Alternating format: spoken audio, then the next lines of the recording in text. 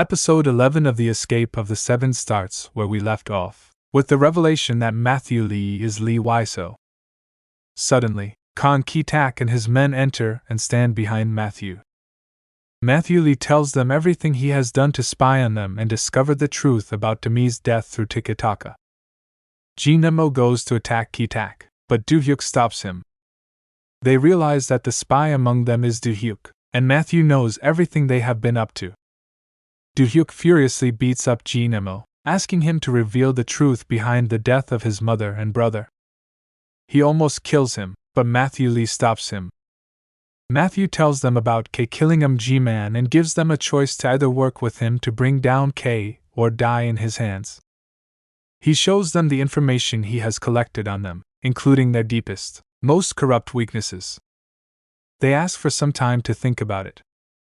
After Matthew leaves, the six vote to either agree to Matthew's terms or ask for help from K. Lahui, Juran, Myungji, and Cho-woo bank on Matthew's humane nature, while Ji Nemo and Emoni vote for K.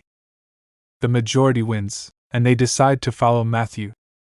Myungji rushes home and finds Erica and Philip asleep. She also realizes that her nanny is one of Matthew's people. Elsewhere, Kang Ki-tak drops Do-hyuk off at his house and goes in for a drink.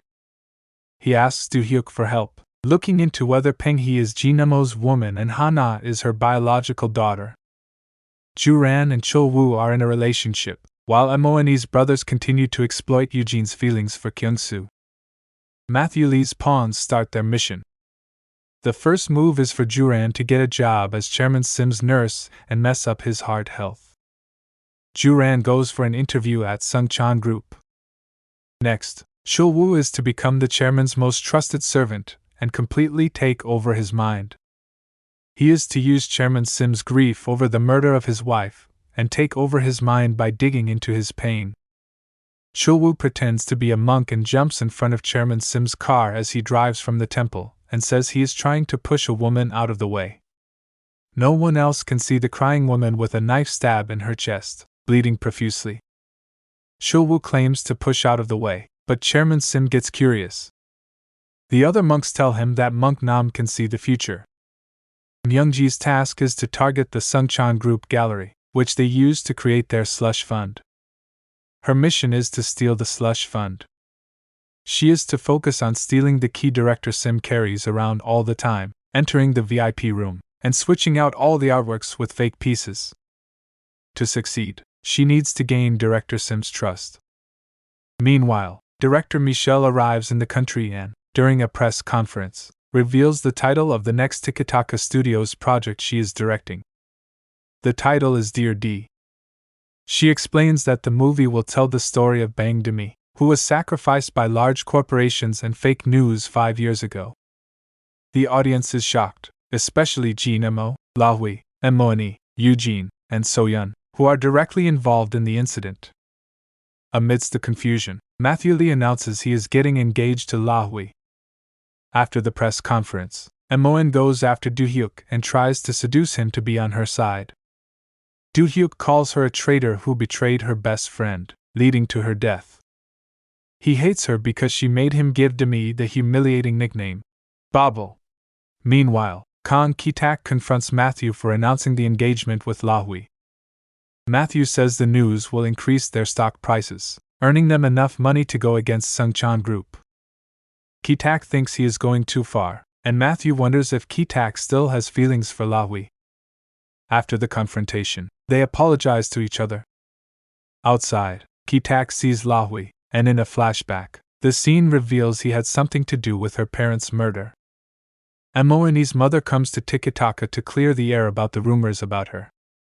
She tells the press that she is not Emoni's mother but one of the people she helps through her donations. She apologizes to the press for causing the misunderstanding and tells Emoni to cut them off.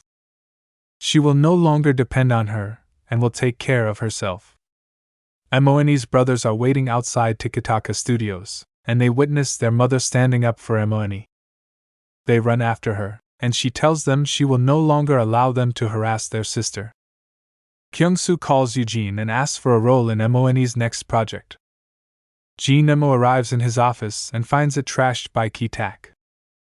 He tells Nemo that he owns Cherry Entertainment and is taking back his business. Nemo is to do as Kitak says. Kitak also mentions that he knows Nemo is involved in G-Man's death because he told him something. K can only kill his right-hand man if he knows his weakness. Kitak tells him to protect Peng He with his life. Afterwards, Nemo heads to his car, and K waits in the back seat.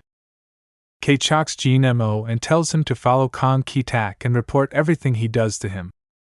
The experience terrifies Nemo, and he drives to Peng He's, ready to tell her the truth.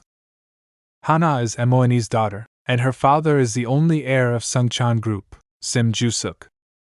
Later, when Do-hyuk comes to check on Peng He per Kitak's order, he finds the house abandoned as she leaves in a hurry. Do-hyuk tells Kitak it looks like no child lives in the house, making Kitak curious about Hana. Meanwhile, Moeni gets invited to K's party, and Lahui secretly follows her. K comes to her, and she tells him about being in danger. She asks K to protect her from Lee Waiso. Nam Chulsu visits Chairman Sim and tells him that the woman he sees is his dead wife. He also says that the chairman knows who killed her, and in a flashback, she tries to say someone's name before she dies. Chairman Sim angrily sends him. Before he leaves, Chulsu mentions that a single flea will destroy the future of Sungchan Group. The official reading for Dear D starts with Director Mitchell. Elsewhere, Do-hyuk decides to go through the money received during his mother and brother's funeral. Among the envelopes is a check for 100 million won from Sungchan Group.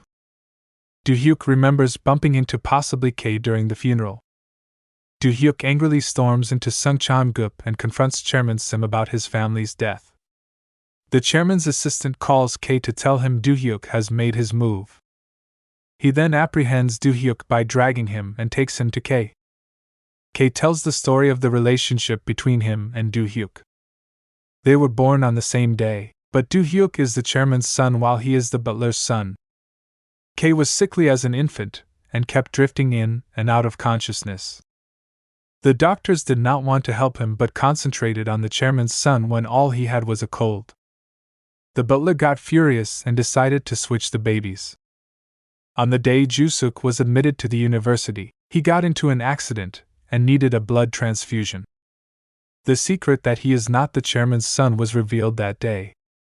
The chairman reverted his will and took back the shares of Sungchan Group he was to give to Husuk, then started the search for his son. The butler reports that his son is already dead. Seeing that his father does not want him anymore, Jusuk becomes a monster, amassing power to taunt the people around Do-hyuk. On the day Chairman Sim's wife gave up on him and called him a fake, he killed her. Jusuk says he is looking forward to a fight between Dong-hyuk, the real one, and him, the fake one. At the end of the episode, Lahui arrives at the hideout and screams at seeing Do-hyuk lying on the floor. The episode review. The episode solves two mysteries. Hana is Moeni's daughter, and Do-hyuk is the real son of Chairman Sim. The attack was chill from the beginning, with Matthew Lee starting to lay down his plans for revenge. However, it began to get intense towards the end with the revelation that Jusuk is the butler's son, and they have been working together. The episode is also engulfed in a heavy air of pending betrayal, with Kitak angry about Matthew's move of engagement with Lahui, Moeni going to K for help, and Lahui following in her footsteps. Matthew should not rest assured that his plan is bulletproof since K seems to have been planning longer than him. He has all the cards and can easily topple his plans. What happens to Do-hyuk? Will Matthew's pawns betray him? What else does K has up his sleeves? K is a ruthless monster, and Matthew's moves are too soft to counteract him. How far is Matthew willing to go to get his revenge?